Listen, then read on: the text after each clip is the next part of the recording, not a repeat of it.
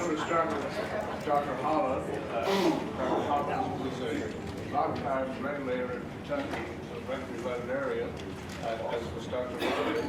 And just your gut sense of technology, its potential applications, and how it's currently might best be used.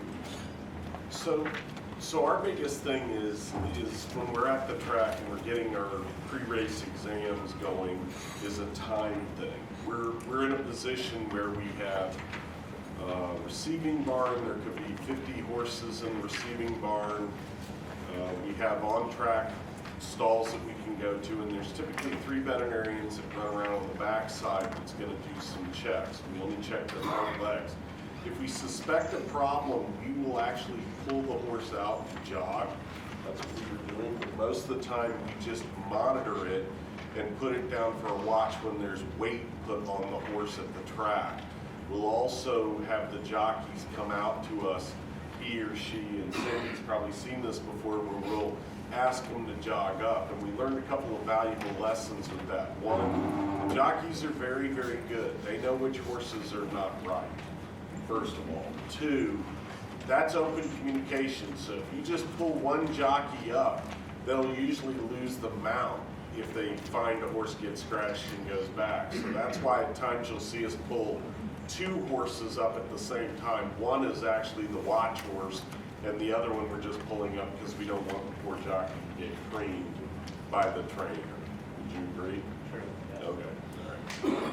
The other thing that we learned on the backside was communication is key. The grooms all know there's a problem. There's other situations you can go into.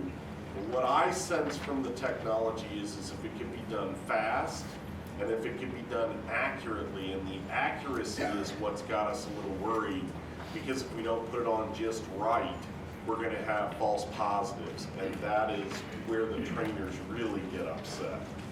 If you scratch a horse that just does something weird and the horse goes on and wins a grade 1 after you've done this, you tend to have a short lifespan in the Kentucky Racing Commission. Correct? So you have to be able to do it in a uniform way, and I think there is some value to it. I really do. I think we're just going to have to learn about it. And I think the general public wants to see more type of information like this. I do. George? I think it's really, really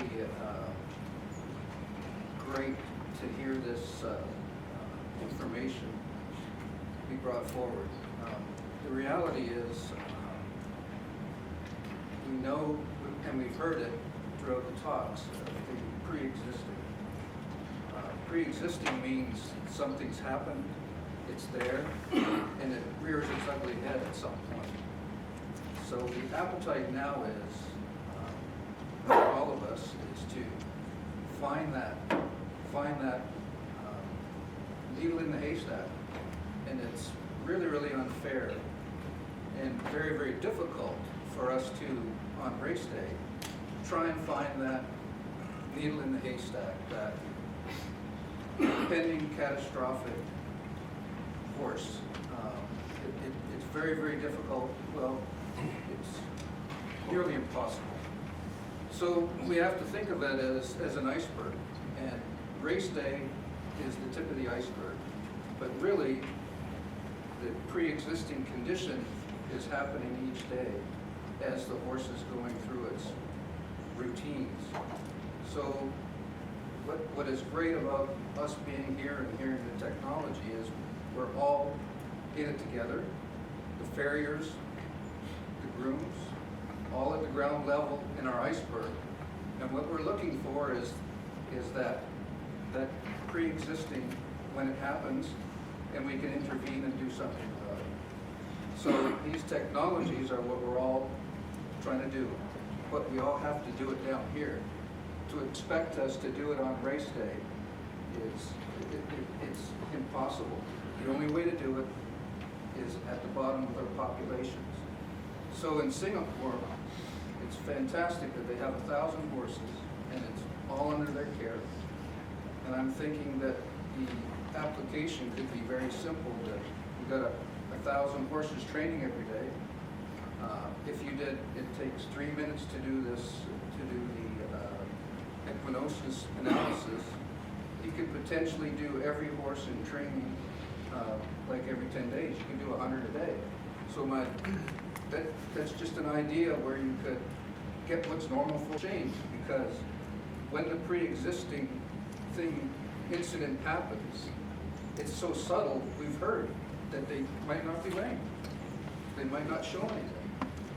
And after speed work, they might be a little off. That might be the first indication.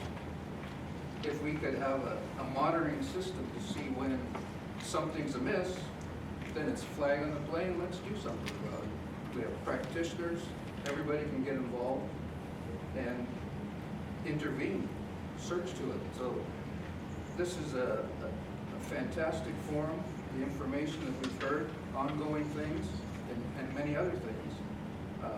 But we can do something today with what we have and what was presented to us. And I agree with Dr. Monday on this. I think race days can be very tough. Everybody's moving in 1,000 different directions. You've got grooms that are upset. You've got trainers that are trying to get all the paperwork in. The veterinarians are trying to get it in. I think if we could step back and get it to the, once a week, every 10 days or every 2 weeks that an animal gets an analysis, I think that would really help us as people that have done it before. I think on race days hard. I do. Yeah, I'm not sure if you can hear me there. We can hear you. Yeah, but I think that's a very, very important point, and I think the benefit on race day for us is documenting once we've decided we're going to scratch a horse. Then we have an objective document that says, you can come and scream at me all you like, but here's the proof your horse was too asymmetric. But I think to stop breakdowns is a different conversation. To stop breakdowns, we need to look at a lot of red flags as that horse comes up to race day. And I agree 100% that on race day, trying to pick that horse is near on impossible.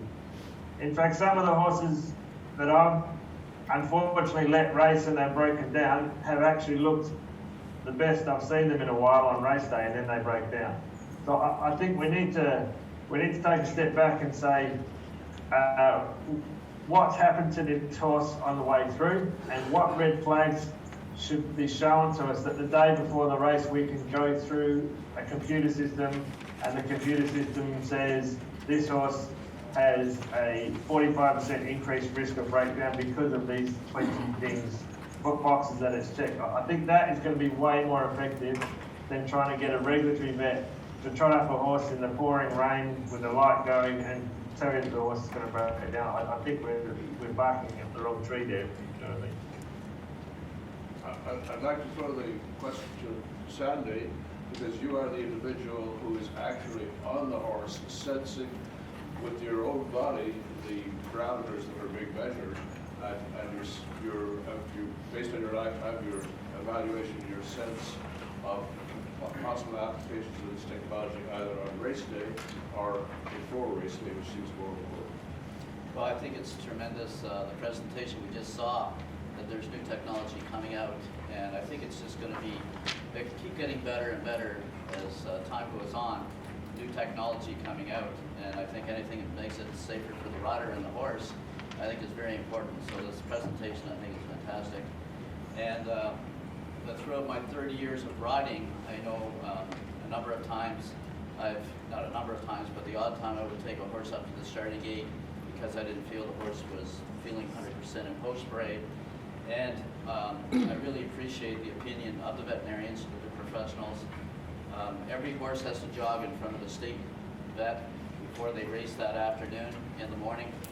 So I appreciate what the veterinarians do to try and protect the horse and the rider. Like I say, a number of times, or a few times, I've scratched a horse at the gate, and I've actually taken a horse up the odd time as well. And the veterinarian says, I don't really see anything wrong with the horse, Sandy. I think the horse is okay.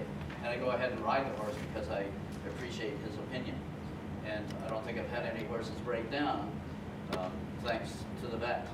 But I know sometimes the veterinarian would agree with me, the horse does look a little bit off.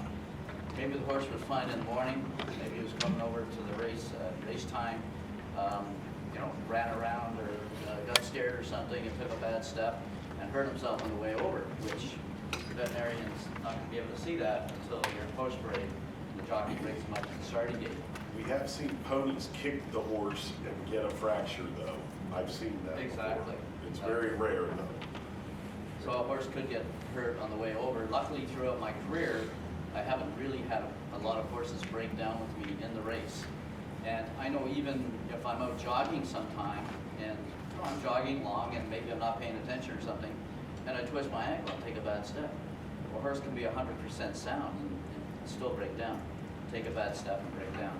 So unfortunately, that's the unfortunate part about the business. I hate it. It's terrible when you see a horse like that because they're like our pets, and we fall in love with them. I remember before I even got to ride my first race, I was galloping this filly, and it was just a morning workout, and I was galloping along, and all of a sudden this filly took a bad step, and she ended up breaking her leg, and I pulled her up, and that was the first time I ever had a horse break down with me, and I had to hold on to the horse while she was put down, and I cried like a baby. Like, you really do have feelings for these horses. So technology like this, I think is fantastic. Anything that's going to make it safer, knowing that the horse is coming over 100% sound, I think it's fantastic. Mr. Keegan, you are the inventor, the innovator, the creator of this technology. First of all, my congratulations as an academic on creating something that, what a researcher does, if he does things right, he or she, does things right, is you change the way people do things. I think we're right on the cusp of that. Your comments, thoughts, and looking forward. Thanks. First of all, I do research, but I don't actually identify more with the veterinarian, and I look at cases all the time. I'm not sure I love to do it. That's what I do mostly. So the research is kind of sideline. But one thing I wanted to address is it's very difficult to put it on and do correctly. You just have to not be paying attention. It's very easy to do. So I would never be afraid to have somebody who's comfortable around horses put it on a horse. That's not that limitation. And I think everybody has said that we shouldn't be doing this on racing. There are many reasons for that. The horse is not in the state that you should be driving on racing. So pretty much I hope nobody thinks that anybody is saying that that's what we should do. It's to me, it's meant to, it's not a system that you should say, okay, you can't race or race. It is, okay, you need to look at that horse. You need to go to the effort of finding out what's wrong with that horse. Especially if it is some change from before. So I don't see it as a pre-race. I mean, possibly you could do a pre-race and then maybe you could establish some high level that you wouldn't take the horse. But I see it as something to be used every week or even every day during some periods that the horse is on the back or something. It's not really meant to be pre-race evaluation. It's just the wrong time to use it. Any questions for any members of the roundtable? For Mr. Holland, as a horseshoer, I've been able to shoot some horses today, and especially in behind, they don't feel good. They're very tight. You go ahead and shoot them, they go on and win races. They're not comfortable. When you're on in the earlier days, before all this has come to be, an evaluation, did you feel the horse be uncomfortable as you walked out, trotted him, and he got better, and went on and performed well? Did that happen a lot, or was it? Not often, but it's a very good question because I know sometimes when I get up in the morning now, I'm a little bit stiff, and sometimes it takes you a little bit to feel 100%. And I think it's the same thing with horses as well. I agree 100% about showing horses, and then you might feel a little stiff in behind, but once the horse is shod, then he's fine. And a lot of times you'll talk to a trainer will say this horse needs to be warmed up really well before the race. So sometimes you are a little bit stiff, and once you get them warmed up and get them heated up and get the blood going, then they feel 100%. Certainly. Yeah, I have some question for Sandy as well. Have you ever taken a horse to the vet at the gate after warming him up and say, Doc, I don't like the way this horse is moving, and the vet says, well, it looks okay to me? Have you ever had to take a horse back to the paddock to get another rider? Actually, that's a good question as well, Chris, and I thought about that when I was sitting up there and I was hearing about the technology. And I always respected the opinion of the veterinarian, and actually, luckily, if I felt the horse was a little bit off and the veterinarian says, well, Sandy, I don't see anything wrong with the horse, I've never went back and said, well, I'm not going to ride him, better get another rider. I've always respected the opinion of the veterinarian and ridden him, and I don't think I've had a horse ever break down after saying to the vet, I don't think the horse feels good, and the veterinarian says, well, it looks fine to me. I don't think I've ever had a horse break down, thank goodness, because I would never want to have bad feelings with the veterinarian. But I have seen that happen before, where a rider will refuse to ride the horse, and another rider will have to come out and ride him, but I've never done that myself. By the way, this is Chris McCarron. He's a fellow rider, and one year I ended up breaking Bill Shoemaker's record for number of wins in a single season. And he had 486 wins, and I ended up winning 515 that year. So I broke Mr. Shoemaker's record, which lasted for 25 years. So I thought, well, I'm going to have a record that might last for a long time. And some guy came up and broke my record the next year, and his name was Chris McCarron.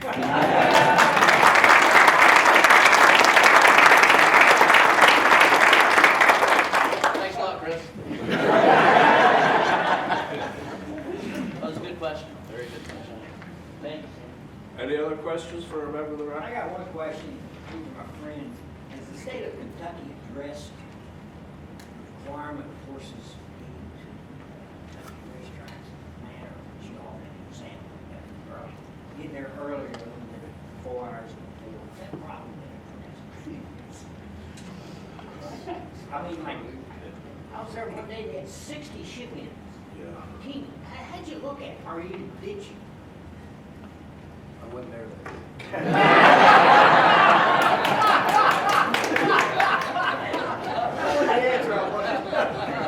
Has that problem been addressed?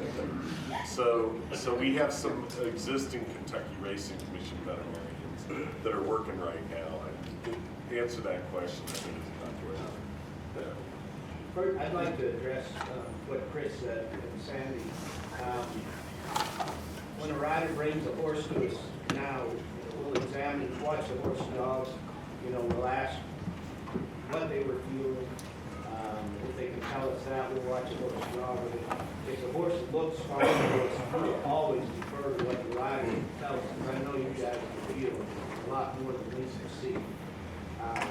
And after watching the horse go and say, looks fine to me, the question that we ask is, are you comfortable riding this horse? And if the answer is no, no matter what we see, the horse will be scratched, we will take the horse out. And in Kentucky, the horse will not be allowed to go back and get another rider. If one rider is not comfortable with the horse, the liability of that is way too great for us to allow another rider to get on the horse. So the magic question is, are you comfortable riding this horse? And if you're not comfortable, we will scratch the horse and we'll just say, have the trainer speak to us. We will never throw the rider under the bus. That's all we Just to elaborate on that a little bit, I know throughout my career, probably Chris's, and actually my lovely wife is here too, Ruto Chia Holly, who was the first female to have a license in Japan at a major track. She's here as well. But I know throughout my career, I'd say about 40% of the time, it's the first time I've ever been on the horse. So a lot of times you don't even know the horse. Like if you've ridden the horse before, the horse felt 100% in post grade, and then you ride the horse again. If you've ridden the horse 6 or 7 times, you say, "Oh, I think there's something wrong this time." Then you take them to the veterinarian. But you know, the other 40%, it's the first time we've ever been on the horse, and I've actually had horses that I've ridden in races that they're running and their one leg is going one way and their other legs are going the other way, and they feel off, but they're fine. It's just their way of going. So, you know, talking to the veterinarian when you jog them up to the starting gate and say, "I don't think he's feeling 100%, you have a discussion, and you jog him again, and then you make the decision between the two of you whether, and that's a good thing too, is do you feel comfortable riding this horse? Well, the veterinarian thinks, you know, he looks okay to me, then okay, it's fine with me. I'll go ahead and ride him. So it's the first time I've ridden him, and maybe he goes that way. Well, you never know. So that was a good point. To answer Doc's question, it can be difficult too when there's 60 head of horses piling up at the receiving barn. Luckily, the state of Kentucky, they have followed records on the individual horses. So unless the horse is one that they haven't seen before, they'll have some kind of a record on the exam they've done before the last start that they did. Was there a big major change? That's in the front legs when they're examining them, and that all shows up as well. So that's probably the same way it is now, and that change is something that we spent a lot of time working on. If you saw a horse that was dead lame or had decreased range of motion, that all of a sudden has no swelling in the ankle and the horse has no effusion, and then you flex it and the horse doesn't show up as a problem, we would put that on we better watch that one kind of deal a little more too, even in the test box, in the receiving box, to your point, Doc. The other thing that I learned when I was at the track, which I think is helpful for here, was that I learned very quickly that communication was key. If you could get the jockeys, the trainers, and the grooms to all kind of fess up with their own veterinarian, if they were worried about something, it worked a whole lot better. And you know what, you and I, when we were down at Ellis, if there was something I was worried about, Doc, I would come to you in your Volvo and I'd go, "Hey man, I'm not happy about this one. Can you do me a favor and check this?" And you would go back and look at it. And I think that communication is what's going to save us in this whole deal. I really do. Any other questions? I believe Roger.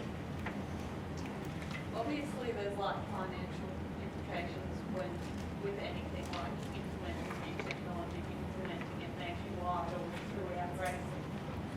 And obviously, we have financial implications when a horse breaks down. It's been said before that we're probably never going to get zero breakdown.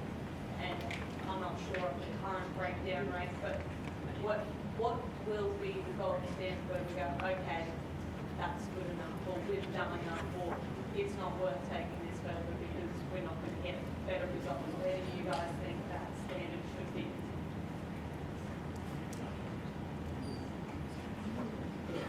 The standard of not implementing something or going further?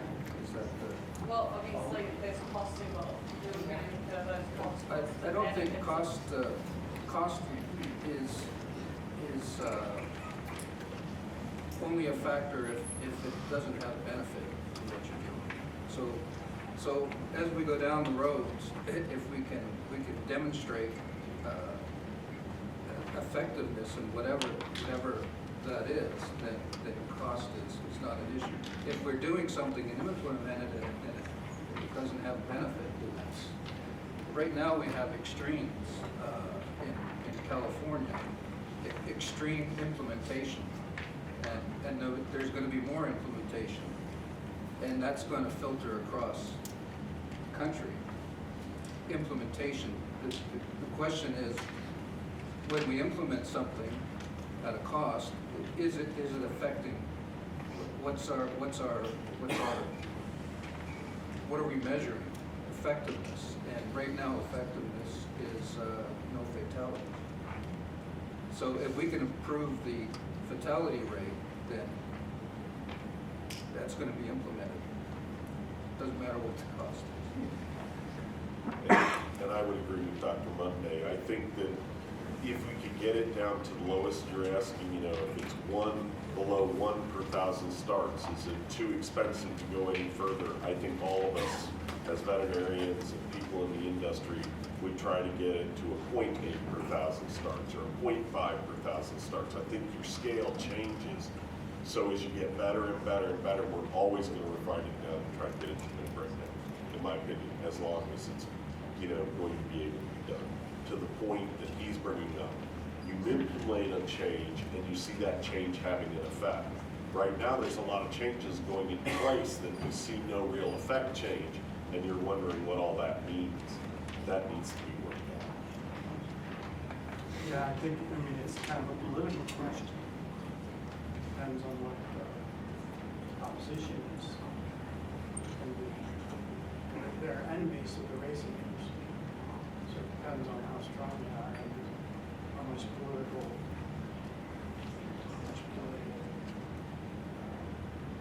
exposure that they, so like in California, they're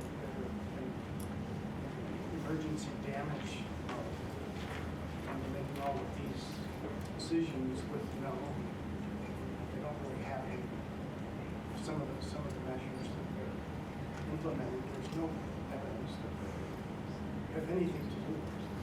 So, I think that's political.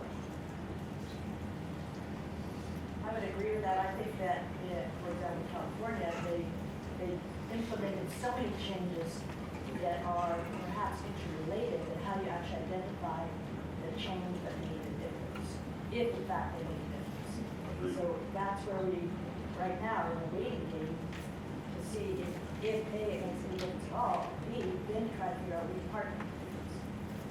Well, to that point, Dr. Anderson, too, is the change unique to that situation, or does it affect all the other situations as well? Is there something unique to that one set of situations that are going on that need to be looked at? And those are all statistical questions, and that needs